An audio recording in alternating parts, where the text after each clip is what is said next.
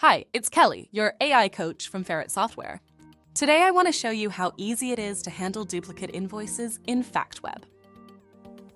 Please note you can only handle duplicate invoices in the browser version of FactWeb, not the mobile app.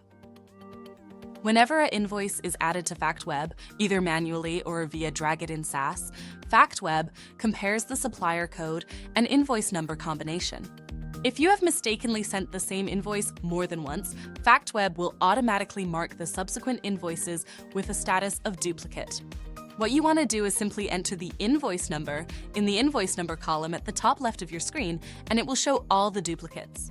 Now, select the one you do not want and make a note by typing in the word duplicate in the invoice number field below, and then hit the archive icon far right of the screen.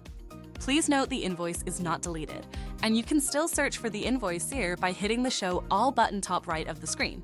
However, only the non-duplicate invoice is able to be approved and processed into your accounting system. That's it for this video. Please check out our other videos for helpful tips and tricks. If you have any questions, please reach out to the support team at helpdesk@ferretsoftware.co.nz. Thank you!